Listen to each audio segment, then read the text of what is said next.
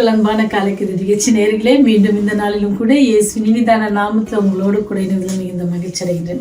இந்த நாளில் நமக்கு வருகிற செய்தி எங்க இருந்து அப்படின்னு சொன்னா, கொலோசியர் 4:2 இடைவிடாமல் ஜெபம் பண்ணுங்கள் அப்படின்னு சொல்லி அந்த வசனத்துல இருக்கும். இடைவிடாமல் ஜெபம் பண்ணுறது, ஜெபம்ன்றது எல்லாருக்கும் தெரியல. நம்முடைய ஜெப வாழ்க்கை எப்படி இருக்குது அப்படின்னு பார்த்தா, அநேக நேரங்களில் நம்ம என்ன செய்வோம்னா, நம்முடைய பிரச்சனைகளை மற்ற இடத்துல சொல்லி எப்படியாவது நீங்கள் எனக்காக என்ன செய்யுங்க, ஜெபம் செய்யுங்க அப்படின்ட்டு சொல்லுவோம்.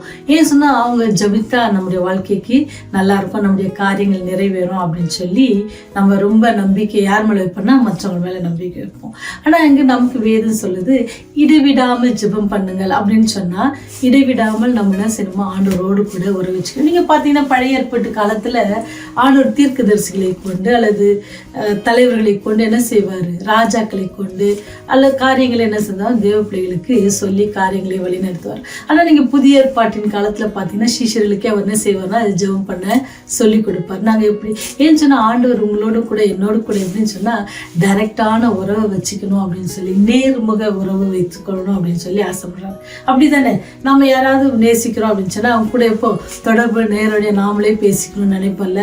இல்லை நம்ம யாரையாவது விட்டு நீங்கள் போய் எனக்காக பேசிட்டு வாங்கன்னு சொல்லுவோமா?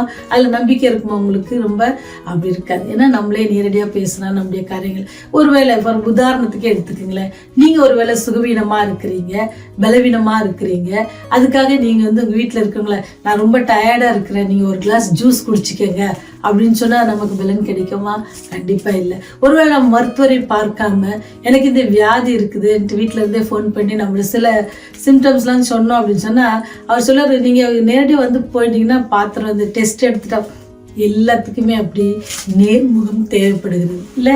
அதே போல தான் ஆண்டவருடைய பாதத்திலும் கூட உங்களுடைய தேவைகளை சந்திக்கிற தேவனிடத்துல நீங்கள் போய் கேட்டீங்கன்னு சொன்னால், அவர் கண்டிப்பாக என்ன செய்வார், தருவார். அவர் ஒரு நாளும் புறக்கணியாத தேவன்ல.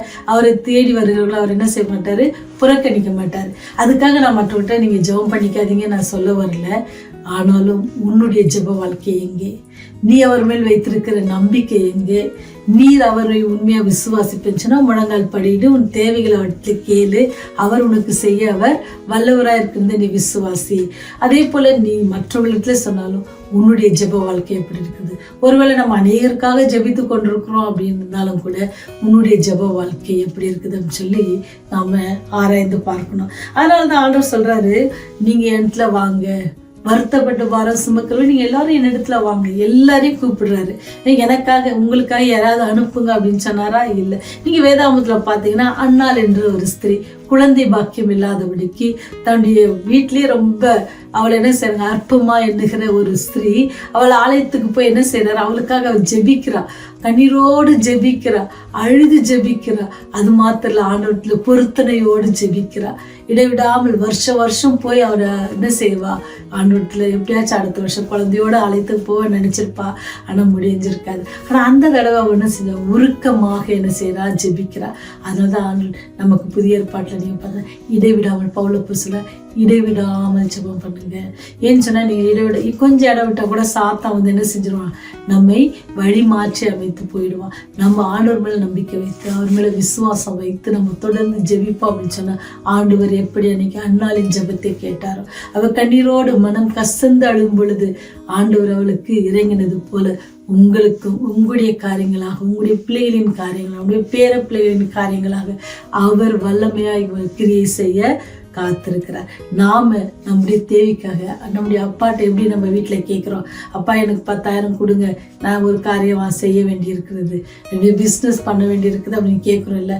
அதெல்லாம் கூட பெரிய அமௌண்ட் இல்லை. ஆனா பசி எடுக்கும்போது ஓடி போய் கேட்குறோம்ல, அம்மா பசி எடுக்குது எனக்கு சாப்பாடு போடுங்க அப்படின்னு கேட்குறோம்ல. அதே போல நாம ஆண்டவத்துல ஓடி போவோம், அப்படியே பாதத்துல நம்ம இப்படி இருதயத்தை ஊற்றுவோம், நம்முடைய தேவைகளை சொல்லுவோம், நம்முடைய கஷ்டத்தை சொல்லலாம், நம்முடைய வியாதியை சொல்லலாம். எல்லாவற்றையும் சொல்லும் பொழுது அவர் எல்லாவற்றையும் நீக்கி போட வல்லவர் இருக்கார். இந்த மாத்திரங்க ஆண்டவர் என்ன செய்யறாரு, நம்முடைய பாவங்களுக்காக ஜெபிக்கும் பொழுது, ஆண்டவரே நான் இந்த பாவத்தை செஞ்சுட்டேன், இதுல பலவீனத்துல நான் இதை பண்ணிட்டேன், நான் பலவீனனா இருக்கிறேன், உங்களுடைய பிள்ளையா இருக்கணும்னு ஆசைப்படுறேன், ஆனாலும் சில பலவீனங்கள் என்னை தாக்குகிறது ஆண்டவரே, ஆண்டவரே அப்படின்னு சொல்லி நீங்கள் அவற்றில் போகும் பொழுது அந்த பலவீனத்தெல்லாம் நீக்கி போட்டு உங்களை எப்படி சொல்லுவாங்க, கழுகுகள் எப்படி சட்டைகளை எடுத்து பறந்து போகுதோ அந்த மாதிரி உங்களை உயர்த்த வல்லவராக இருக்கிறார். மான்களின் கால்களை போல ஆக்கி உங்களை ஓட செய்ய அவர் வல்லவராக இருக்கிறார். அப்பேற்பட்ட தேவன் நம்மோடு கொடுக்கிறார். எப்படி அன்னைக்கு அன்னாளின் ஜெபத்தை கேட்டாரோ அதே போல அவர் இன்று உங்களுடைய ஜெபங்களையும் அவர் கேட்க வல்லவராக இருக்கிறார். அதனால நீங்க ஆண்டவருக்கு ஜெபிங்க. உங்களுக்காக மற்றவர்கள் ஜெபிப்பதை காட்டலாம். நீங்கள் அநேகருக்கு ஜெபிங்க, அநேகருக்காக நீங்களும் ஜெபிங்க. உங்களுடைய குடும்பங்கள், உங்களுடைய வேலை ஸ்தலங்கள், உங்களுடைய சபைகள், உங்களுடைய உறவினர்கள் ஒவ்வொருக்கும் ஜெபிங்க. நீங்க ஜெபிக்கும் பொழுது ஆண்டவருக்கு ஜெபத்தை கேட்க அவர் வல்லவராக இருக்கிறார். யோபு என்ன செய்யறார், தன்னுடைய நண்பர்களுக்காக ஜெபம் பண்றார்.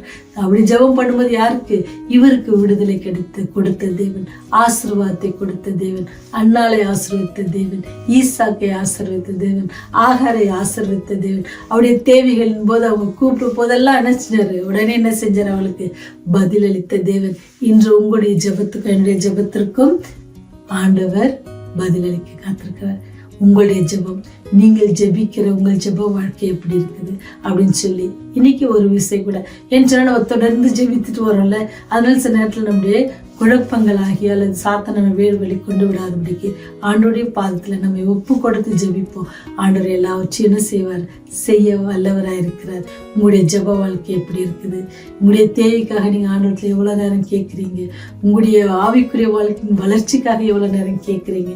எல்லாவற்றையும் நம்ம ஆண்டவரத்துல என்ன செய்வோம்? தொடர்ந்து கேட்டு பெற்றுக்கொள்வோம். அவர் தர காத்து கொண்டிருக்கிறார். நீங்க பெற்றுக்கொள்ள ஆசையா இருக்கீங்களா? ஜெபம் செய்வோம். எங்களோடு உறவாடுவதற்காக ஆண்டவரே எங்களுக்கு கற்றுக் கொடுத்து என்னோடத்துல நீங்க எதனாலும் கேளுங்க, நீங்க வருத்தப்பட்டிருந்தாலும் என்கிட்ட வந்து உங்க பாரத்தெல்லாம் என்கிட்ட கொடுங்க அப்படின்னு சொல்லி கற்றுத்தந்த அன்பின் தகப்பனே, பரலோக பிதாவே, இந்த நாளிலும் கூட உண்மை நோக்கி அப்பா பிதாவென்று அழைக்கிறோம் சுவாமி.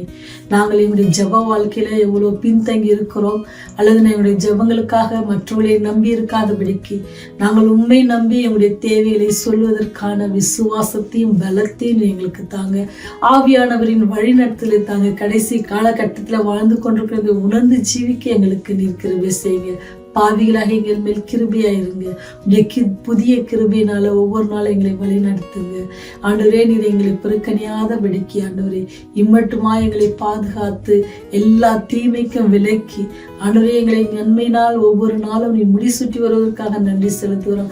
கடந்த 9 மாதங்களை கடந்து இந்த 10வது மாதத்திலும் கூட ஆண்டவரே சில நாட்களை கடக்கும்படியாக நீர் கிருபை செய்திருக்கீங்களா ஆண்டவரே. இது எங்களுடைய பலத்தினால அல்ல ஆண்டவரே, உடைய சுத்த கிருபை என்பதை நான் உணர்கிறோம் தகப்பனே.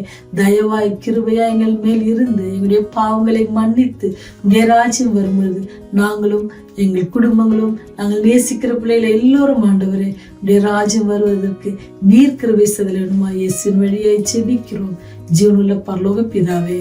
ஆமென். ஆமென்.